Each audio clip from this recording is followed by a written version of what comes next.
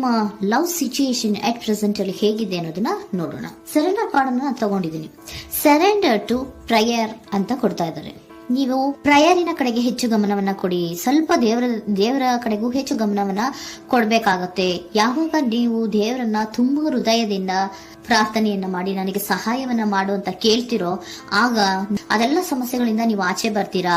ಮಾಡೋದ್ರಿಂದ, ದೇವರನ್ನ ನೀವು ಧ್ಯಾನ ಮಾಡೋದ್ರಿಂದ ನಿಮ್ಗೆ ಏನ್ ಸಿಗುತ್ತೆ, ಯಾವುದೇ ರೀತಿಯ ಗೊಂದಲಗಳಿಗೆ ಅಥವಾ ಯಾವುದೇ ರೀತಿಯ ಸಮಸ್ಯೆಗಳು ನಿಮ್ಮಲ್ಲಿ ಇದ್ರೂ ನಿಮ್ಮ ಲವ್ ಲೈಫಿನ ವಿಚಾರವಾಗಿ ನಿಮ್ಗೆ ಆನ್ಸರ್ಗಳು ಸಿಗುತ್ತೆ, ಮತ್ತೆ ಸಪೋರ್ಟ್ ಕೂಡ ನಿಮ್ಗೆ ದೇವ್ರ ಕಡೆಯಿಂದ ಸಿಗುತ್ತೆ ಅನ್ನುವಂತಹದ್ದು ನಿಮ್ಗೆ ಹೇಳ್ತಾ ಇದ್ದಾರೆ.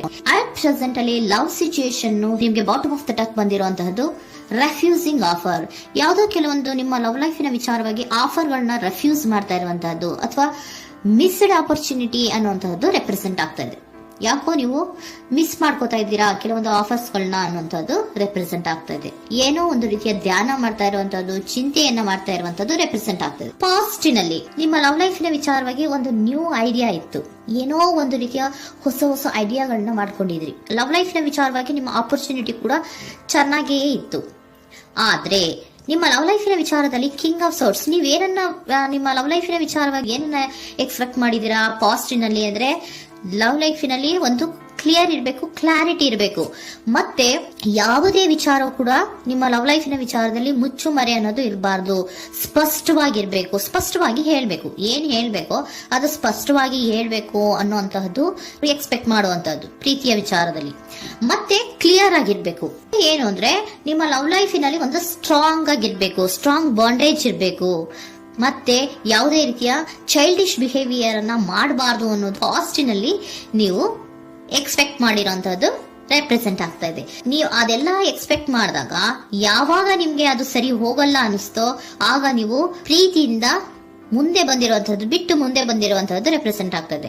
ಮೋಸ್ಟ್ ಪ್ರಾಬಬಲಿ ನಿಮ್ಮ ಕೆಲವೊಬ್ಬರಿಗೆ ಈಗ ಆಲ್ರೆಡಿ ಕೆಲವೊಂದು ರೀತಿಯ ಬ್ರೇಕಪ್ ಗಳು ಆಗಿರಬಹುದು, ಕಮ್ಯುನಿಕೇಶನ್ ಇಲ್ಲದೆ ಇರುವಂತಹದ್ದು ರೆಪ್ರೆಸೆಂಟ್ ಆಗ್ತಾ ಇದೆ. ಮೋಸ್ಟ್ ಪ್ರಾಬಬಲಿ ನೀವು ಇವಾಗ ಇಬ್ರು ಕೂಡ ನೀವು ಮಾತಾಡದೆ ಇರುವಂತಹದ್ದು ರೆಪ್ರೆಸೆಂಟ್ ಆಗ್ತಾ ಇದೆ. ಸೊ ಯಾವುದೇ ರೀತಿಯ ಕಾಂಟ್ಯಾಕ್ಟ್ ಅಲ್ಲಿ ಇಲ್ಲದೆ ಇರುವಂತಹದ್ದು ರೆಪ್ರೆಸೆಂಟ್ ಆಗ್ತಾ ಇದೆ. ನೋಡಿ, ಮುಂದೆ ಬರ್ತಾ ಇರುವಂತಹದ್ದು ರೆಪ್ರೆಸೆಂಟ್ ಆಗ್ತಾ ಇದೆ. ಯಾಕೋ ತುಂಬಾ ಬೇಜಾರಲ್ಲಿ ಇರುವಂತಹದ್ದು. ಪಾಸ್ಟಿನಲ್ಲಿ ಕೂಡ ನೀವು ಲವ್ ಲೈಫಿನ ವಿಚಾರವಾಗಿ ಕೆಲವೊಬ್ರು ಬೇಜಾರಲ್ಲಿ ಇರುವಂತಹದ್ದು ರೆಪ್ರೆಸೆಂಟ್ ಆಗ್ತಾ ಇದೆ.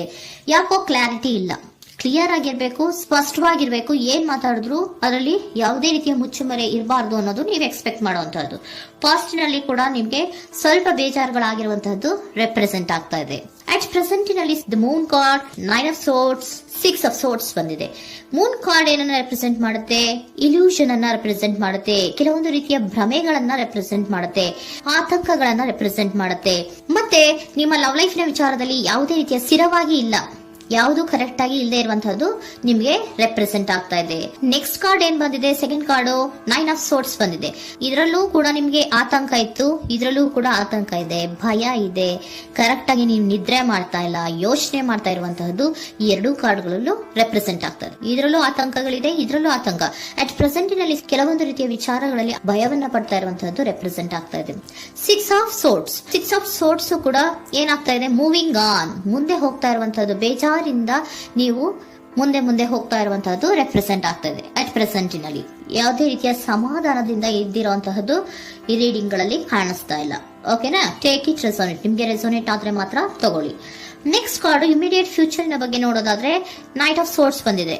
ಅಂದ್ರೆ ಈ ಕೆಲವು ಬೇಜಾರುಗಳಿಂದ ಏನ್ ಈ ಮೂವ್ ಆನ್ ಆಗ್ತಾ ಇದ್ದೀರಲ್ವಾ, ಕೆಲವೊಂದು ವಿಚಾರಗಳನ್ನ ಕ್ವಿಕ್ ಥಿಂಕಿಂಗ್ ಅನ್ನ ಮಾಡಿ ನೀವು ಮುಂದೆ ಬರುವಂತಹದ್ದು, ಕೆಲವೊಂದು ಆಕ್ಷನ್ಸ್ ಗಳನ್ನ ತಗೊಳ್ಳುವಂತಹದ್ದು ರೆಪ್ರೆಸೆಂಟ್ ಆಗ್ತಾ ಇದೆ. ನಿಮ್ಮ ಲವ್ ಲೈಫಿನ ವಿಚಾರವಾಗಿ ಕ್ವಿಕ್ ಥಿಂಕಿಂಗ್ ಅನ್ನ ಮಾಡಿ ಏನ್ ಮಾಡ್ಬೇಕು, ಹೇಗ್ ಮಾಡ್ಬೇಕು ಅಂತ ಕ್ವಿಕ್ ಥಿಂಕ್ ಅನ್ನ ಮಾಡಿ ನೀವು ಮುಂದೆ ಬರುವಂತಹದ್ದು, ಮತ್ತೆ ಕೆಲವೊಂದು ರೀತಿಯ ಆಕ್ಷನ್ ಗಳನ್ನ ತಗೋತಾ ಇರುವಂತಹದ್ದು ರೆಪ್ರೆಸೆಂಟ್ ಆಗ್ತಾ ಇದೆ. ಕ್ವೀನ್ ಆಫ್ ಕಪ್ ಏನನ್ನ ರೆಪ್ರೆಸೆಂಟ್ ಮಾಡುತ್ತೆ? ಬಹಳ ಕೇರಿಂಗ್ ಅನ್ನ ರೆಪ್ರೆಸೆಂಟ್ ಮಾಡುತ್ತೆ. ಏನಿರ್ಬೇಕು ಲವ್ ಲೈಫಿನ ವಿಚಾರದಲ್ಲಿ? ನೋಡಿ, ನೀವು ನೋಡ್ತಾ ಇರೋದು ಹೇಗ್ ನೋಡ್ತಾ ಇದ್ದೀರಾ? ನಿಮ್ಮ ಲವ್ ಲೈಫಿನ ವಿಚಾರದಲ್ಲಿ ಏನಿರ್ಬೇಕು ಅಂತ ಎಕ್ಸ್ಪೆಕ್ಟ್ ಮಾಡ್ತೀರಾ? ಸ್ವಲ್ಪ ಸ್ಟೇಬಲ್ ಆಗಿರ್ಬೇಕು, ಬಹಳ ಕೇರಿಂಗ್ ಇರ್ಬೇಕು, ಎಮೋಷನಲ್ ಇರ್ಬೇಕು ಅದರಲ್ಲಿ ಅನ್ನುವಂಥದ್ದು ನೀವು ಎಕ್ಸ್ಪೆಕ್ಟ್ ಮಾಡುವಂಥದ್ದು. ಈ ನಿಯರ್ ಫ್ಯೂಚರ್ ನಲ್ಲಿ ನೀವು ಆ ರೀತಿ ಎಕ್ಸ್ಪೆಕ್ಟ್ ಮಾಡುವಂತಹದ್ದು. ನೆಕ್ಸ್ಟ್ ಕಾರ್ಡ್ ಬಂದಿರುವಂತಹದ್ದು ಏರೋಫೆಂಟ್ ಕಾರ್ಡ್ ಬಂದಿದೆ. ಏರೋಫೆಂಟ್ ಕಾರ್ಡ್ ಏನನ್ನ ರೆಪ್ರೆಸೆಂಟ್ ಮಾಡುತ್ತೆ? ಕೆಲವೊಂದು ವಿಚಾರಗಳ ಬಗ್ಗೆ ತಿಳ್ಕೊತಾ ಇರುವಂತಹದ್ದು, ಏನೋ ಕೆಲವು ವಿಚಾರಗಳ ಬಗ್ಗೆ, ನಿಮ್ಮ ಲವ್ ಲೈಫಿನ ವಿಚಾರಗಳ ಬಗ್ಗೆ ತಿಳ್ಕೊತಾ ಇದ್ದೀರಾ.